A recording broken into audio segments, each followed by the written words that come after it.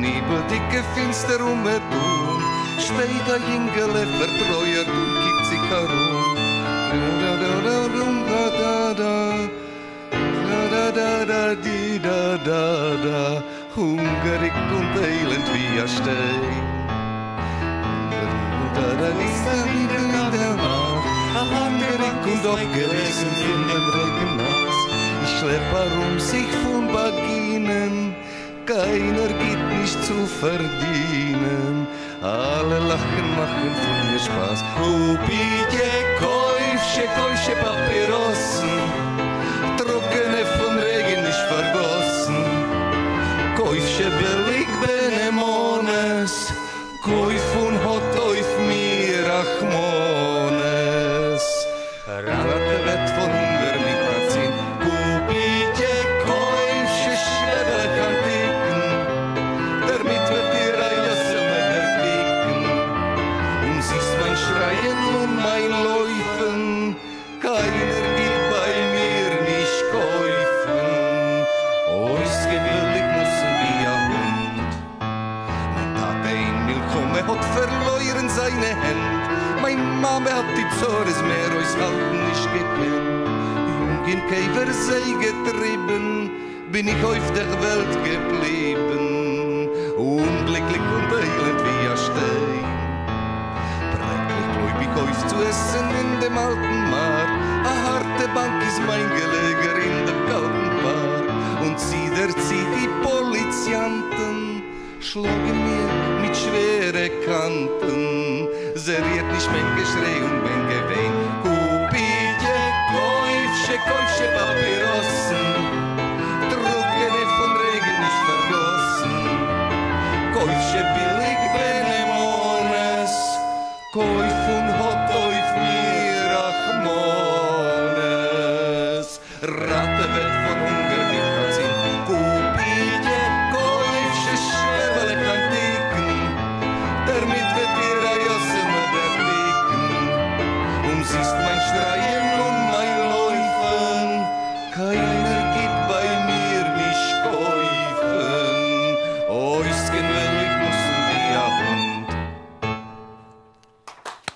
Tak děkujeme moc krát, byla to bohužel dnes už poslední ukázka. Soubor Hachucpa. Já poprosím Wolfa Špicbarda, uměleckého vedoucího a dramaturga Hachucpy. Dobré ráno. A také tady vítám Víta Marečka, uměleckého a hudebního vedoucího Hachucpy. Vy to máte rozděleno, oba jste umělečtí vedoucí, ale jeden je dramaturg, jeden má na starosti tu hudební stránku, jestli jsem to pochopila správně. Ano. Tak, my bychom se vás rádi zeptali, protože o vás ještě pořádně vlastně nic nevíme. Kdy jste vznikli, na základě čeho, jak jste vznikli, jak je ta historie Hachucpy?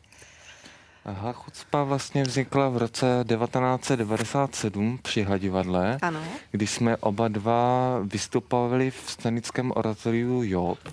A vlastně ten původní orchestr, co tam tenkrát hrál, tak ti jeho bývalí hráči, tak vznikl ten nápad, jakože uskutečnit opravdu aktivně tu kapelu a tak jsme začali v roce 1997 v prosinci hrát.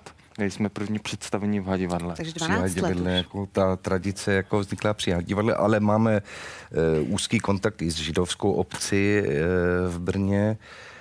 Já jsem předtím zpíval jidiš písně už několikrát a taky jsem zpíval v Praze v tom souboru Mišpacha, ale pocházím původně z Německa.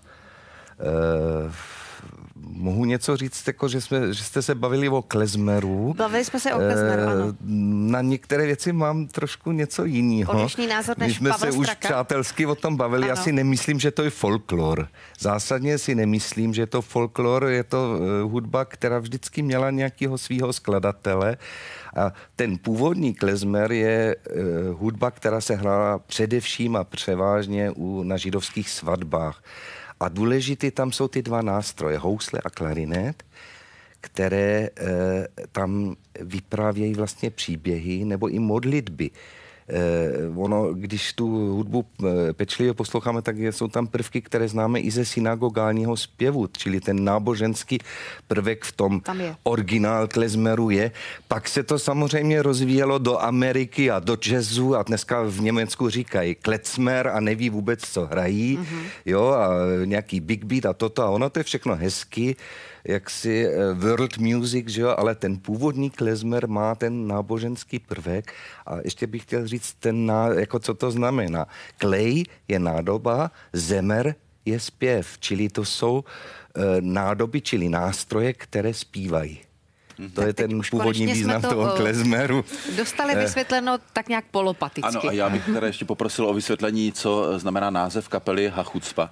Hachucpa znamená, je to vlastně z hebrejštiny, jakoby ha je určitý člen v hebrejštině a zároveň to symbolizuje, že jsme vznikli při hadivadle. Ano. A chucpa znamená drzost. Neboli na jihu chicpe, že jo, starší lidé i v češtině to znají, taková chicpe, taková chucpe, to se říkává i v Německu, i tady. Čili jidiš chicpe, chucpe. Vy tady ale nejste sami dva, ale samozřejmě je vás tady 5. Můžete představit, jsou to studenti, profesionální muzikanti, amatéři, jmenovitě, kdybyste byli tak hodní? Housle Jitka Břízová, teďka momentálně studentka manažerství na Janáčkově akademii. Ano. Klarinet Michal Kříž, student konzervatoře Brno. A hoboj Petr Kadera, který teď studuje na Vysoké škole muzických umění v Bratislavě. A je to konečný počet, nebo je vás ve finále víc? Ve finále je nás víc, ještě nám chybí v obsazení tady čelo a akordeon a ještě máme ženský zpěv. Ženský zpěv. Já jsem právě tady se ptala také na to, protože jsme viděli ukázky, ve kterých figurovali hlavně muži. Je to běžné, že vystupují i ženy, nebo dřív nebyly, teď je to běžné, je to taková inovace? Je to takový moderní. Jako novodobý prvek. Spíš by nemělo, ale tak pro zpestření. Naše housle mají taky pejsy a tak jako, bereme to tak. No. Kde hledáte inspiraci, nebo kde hledáte ty samotné písně? Pátráte v archívech, nebo oslovujete pamětníky, posloucháte staré nahrávky, vyhledáváte? Ano. Úplně původní, jako nějako ty jidiš písně, ne ten klezmer, jako ten jsem trošku u nás doma našel. Potom jsem hodně za komunistů, ještě já pocházím z NDR, hodně cestoval do Litvy a hodně tam měl úzký kontakt s jedním souborem, čili ten repertoár tamtud jsem přivezl. A tak už Vítě náš, jak píše aranže a poslouchá, píše a máme jako vlastní rukopis, jako speciálně náš klezmer, jako se vyznačuje tím, že máme oboj. To je trošku atypické a to je náš rukopis. Můžeš k tomu ještě trochu Máte rozdělené role? Mě prostě inspirovaly barvy těch nástrojů, co by jako dohromady mohlo spolu ladit a co by mohlo být hezký. A protože hoboj je můj oblíbený nástroj, tak jsem ho zakomponoval a vždycky se to jakože vyplatilo. Teď už máte to jakože vyšperkováno, sladěno v té podobě, jak se vám to líbí, jak se vám to hodí. Ano. Vzpomínáte si třeba vy, kdy jste osobně klezmer objevil? Kdy vás nějak zaujal, fascinoval? No já říkám, že to nemá takové pevné hranice. Já jsem jako malý dítě slyšel občas něco jidiš a písně spíš a to nebyl klezmer jako takový. A ta inspirace k tomu jako v té Litvě a potom jako přímo k tomu založení souboru, to už Vítě řekl, to vzniklo až potom Jobovi. Já jsem předtím přeložil nějak text od Martina Bubra a měl jsem večírek, kde jsem zpíval a hrál mi k tomu Vladimír Merta na kytaru. A tam mě řekl Miloš Čanoušek, že můžu veřejně vystupovat se zpěvem. Předtím jsem si myslel, že nemůžu. A on řekl, že můžu a to je to od té doby jsem troufl a tak to tak vzniklo. No. A vaše setkání s klezmerem kde? Já jsem ho vlastně poprvé slyšel, když jsem se seznámil tady s Wolfem v 18 letech a strašně mě to vzalo za srdce a viděl jsem, že ačkoliv v tomto životě jako jsem se s ním nesetkal, tak někdy předtím něco mě strašně oslovilo, že to jakoby vlastně znám. A tak to vlastně vzniklo. A můžete třeba prozradit, existují i, mě jako lajkovi to řekněte, existují nějaké druhy klezmeru, třeba vyhrajete nějaký styl, nebo je jedna linka klezmeru? Samozřejmě tak, jak tady bylo řečeno, tak klezmer jako styl, jak přecházel vlastně do těch různých oblastí, tak vstřebával ty různý další vlivy okolní hudby, takže právě existuje ten jazzový prvek tam. Na Balkáně taky ten klezmer zní trošku jinak a to taky souvisí s tím obsazením a tak. A já jsem prostě tíhl tady k tomu, jak to asi mohlo vypadat dřív. Určitě, že to je bez toho jazzu a tak. A vypadá pořád. No. Tak jsme tak začali hrát. Vy se věnujete, pardon. No, že je slyšet na té hudbě, že to vstřepávalo jako vlivy z ruské hudby, že ty bubličky tady jak nějaká souhra, jako, tam dá třeba ale samozřejmě, a to je, myslím, ale vlastně, to jsem mluvil o tom synagogálním zpěvu, to jako Víťa může jako hudebně vysvětlovat víc. Já vždycky říkám, že pro mě není nemůžu určit, jestli je to dur nebo mol, protože to není tak.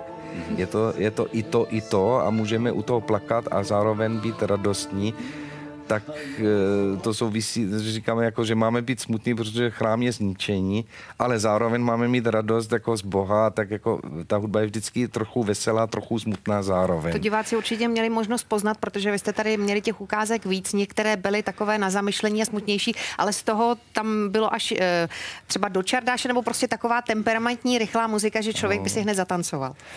Tak Víťo, pojďme se na to podívat z té praktické části. Vy se zabýváte aranží, máte na starost ty noty.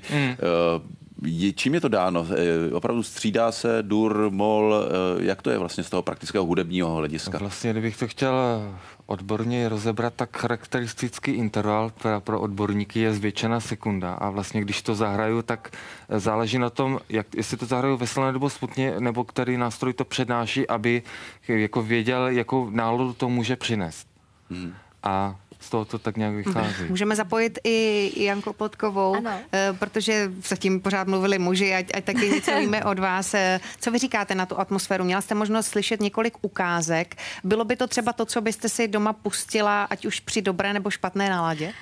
Doma asi ne, já to mám ráda, když je to naživo, protože to má úplně jinou atmosféru, takže já jsem to už občas také slyšela právě v Hadivadle na koncertech a pro mě, jako mě to přijde úplně jako nakopávající hudba, takže já to mám hrozně ráda. Ale ne v tom domácím prostředí, kde byste byla sama, ale prostě musí to mít tu atmosféru těch více lidí. To má tu sílu právě, když je to naživo. Už jsme slyšeli teď od Jany, že hrajete někdy v Hadivadle, vás tam čeká, myslím, v dohledné době nějaký koncert. Ano. Je to pravda? Ano. 18. prosince vlastně vystupujeme v Hadivadle v 21 hodin a hrajeme tradičně tam vždycky v prosinci ke svátku světel, čili ke Chanuce. A to je mimochodem po premiéře právě Pepka Námořníka. Ano. Tak to je zvláštní shoda náhod. To je taková pozvánka, kde ještě hráváte a při jakých příležitostech? Tak teď jsme hráli, měli jsme velmi pěkný koncert ve Vídni, v prostorách, které to byla tělocvičná Makabi a byla tam četba o historii této budovy a potom jsme tam hráli.